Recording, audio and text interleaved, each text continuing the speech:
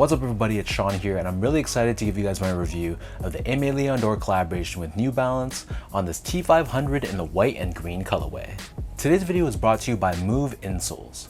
Move Insoles is one of the leaders in the performance insole space, and their products are all designed and tested by pro athletes such as Damian Lillard and Chris Paul of the NBA. And while they're more known for their performance insoles, which are meant to be used for sports, they also sell this one right here, which is their all-day insoles, and this is meant to be worn with casual, everyday use shoes. So let me tell you guys, this insole is honestly one of the most technologically advanced insoles I've ever tried myself. There's so many features packed within this insole, and it really makes a noticeable difference on foot. First off, for example, the majority of this insole, this is crafted using the recharge foam technology, which is what gives the insole its cushiony and bouncy feel. And you can see this black plate that you see on the back half of the insole. This essentially is a stiff TPU shank plate, which really cradles the back half of your foot. And one of the main advantages of this insole is that it gives your foot a lot of support, especially around the arches of your foot. And there's a lot more within this insole. For example, we have this active heel technology, which gives you that added level of impact protection in the areas that you need it most. So if you guys don't believe me, try a pair for yourself. I've linked their website, their social media, all that good stuff down below. So check them out, let me know what you guys think, and be sure to tell them that I sent you. So this right here is the latest collaboration between Teddy Santis' Aimé Dore label with New Balance. This is the New Balance T500, and it was originally released back in 1982 as a performance tennis shoe. And just like how Aimé Dore launched the success of the New Balance 550, I guess they're trying to see if the brand can replicate that success, this time with the T500 instead. So this pair released on September 15th alongside Aimé Dore's Fall and Winter 2023 line, and they dropped alongside a white and red colorway and a white and black pair as well. So all three pairs, they retailed for a price of $130 US or $190 here in Canada, and the official colorway for this pair is white and green, and the style code is CT500AC1. First things first though, here's a quick look at the packaging. So this comes in a vintage looking cardboard box, and the first thing I noticed when I took this box out of the shipping box is that it's a very stiff and sturdy box, as opposed to the original run of Aimé Dore New Balance 550s that came in a paper thin, super flimsy box. So this is a welcome change that should stand the test of time. So as you can see, the top lid has this retro New Balance logo in a mix of this vintage looking yellow shade with blue. And then on the side of the box, we have New Balance branding along with Aimé Dore branding underneath. So jumping into the details of the shoe itself, so starting things off with the toe box, you can see here this is covered in this slightly tumbled off-white or sail colored leather. So the leather here is extremely soft and it feels like it's very nice quality. And then overlaid on top of the toe box, we have another overlay of that same leather. And this to me is a fairly thick cut of leather, and I was very happy and pleasantly surprised with the overall leather quality. So the same leather covers the entire mid panel of the shoe, and then stitched on top of this we have the New Balance branding, and this is crafted using a textured green colored leather.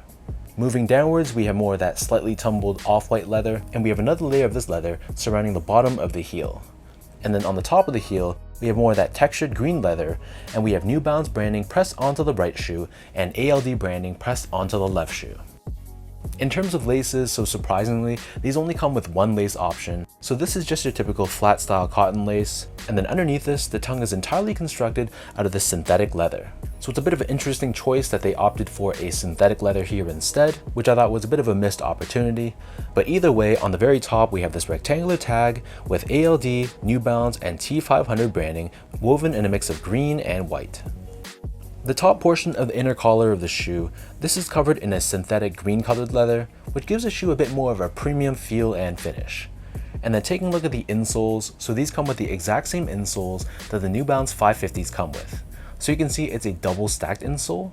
So the top layer here, this is just your standard foam, and we have ALD and New Balance branding pressed onto the heel in green. And then covering the back half of the insole, we have a secondary layer of foam, which gives you that added level of cushioning and comfort for the back half of the shoe. So the upper of the sneaker sits atop this solid rubber cupsole, which is painted in this cream color. You can see we have New Balance branding and the New Balance word mark found on the lateral heel. And then encased within this midsole but not visible to the eye, we do have a foam wedge, which is where the majority of the comfort is coming from. Finally, turning this pair over to the bottom, here we have a tonal cream colored rubber outsole and has a very intricate traction pattern to it.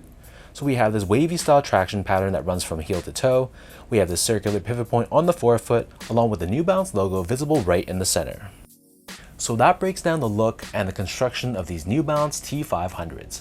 And the million-dollar question I'm sure you guys are all waiting for is, how does this shoe fit? So I had questions myself. I've never worn a pair of these before, so I had no idea whether to go true to size or a half size down, which is where my New Balance shoes usually fall between.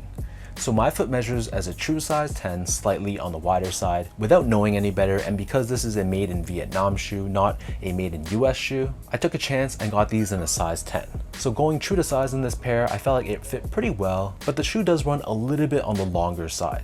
I wouldn't say it runs as long as a New Balance 550. That shoe, to me at least, I definitely have to go down a half size just because the shoe runs so long, and going true to size gives me a lot of heel slippage. So for this shoe, going true to size, it left me about a thumb's width space between the top of the shoe and the top of my toe, which is a little bit more than I would like, but it's not overly long and roomy. And I could feel a little bit of pinching and pressure around the ball of my foot. It wasn't that uncomfortable that I felt like I needed to go up half a size, but it's definitely something that I noticed. So long story short, I feel like for most people, true to size should be okay. But if you have more of a narrow foot and you like more of that snug one-to-one fit, then I think you could get away with going a half size down, but otherwise just stick true to size and you should be okay. To give you guys a point of comparison, so I got these in a size 10. I wear a 9.5, which is a half size down, in other New Balance silhouettes like most of my New Balance 550s, especially the ones that have softer leather, and other made in USA models like the 990 V3, V4, V5, V6, and the 992 and the 993. And in comparison, I stick true to size or a size 10 in a lot of made in UK models like the 991, 1500, and 1530, and a lot of made in Asia New Balances like the 2002R, 1906R, and 860 V2. Moving on to the comfort of this sneaker. So overall, it's okay. It's not that comfortable of a sneaker, but it's not bad. Like I mentioned earlier, this is a shoe from 1982, so you can imagine how outdated the tech is. And trying these on foot, I felt like the forefoot of the sneaker, it felt a little bit flatter and more firm, whereas there was more cushioning on the heel of the sneaker, which probably could be a result of the insole, which is just thicker and more padded on the back half.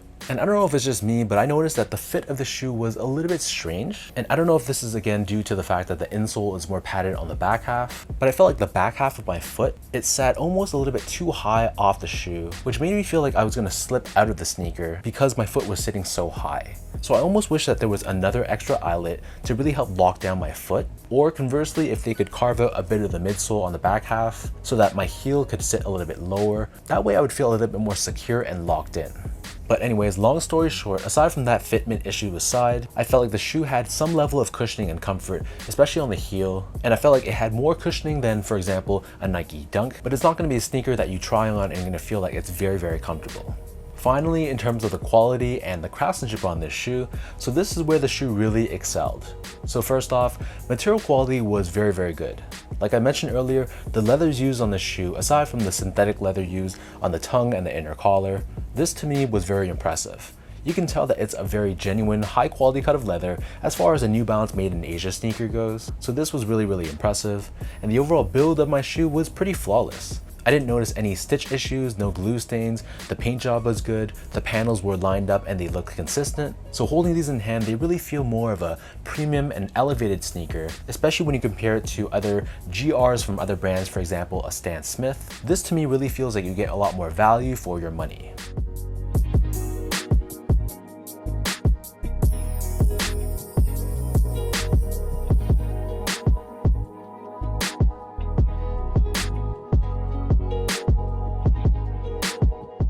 So with all that out of the way now, let me toss these on feet, I'll lace them up for you and I'll show you guys how these look.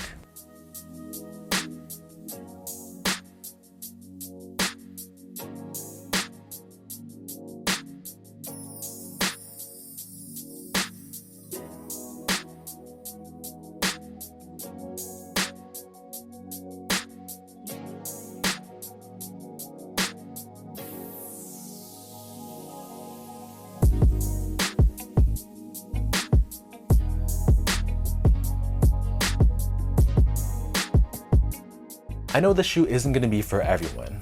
This is a pretty basic looking early 1980s sort of lifestyle shoe. So if you're someone that likes to wear more performance oriented sneakers, then I totally understand why you're not a fan of this model.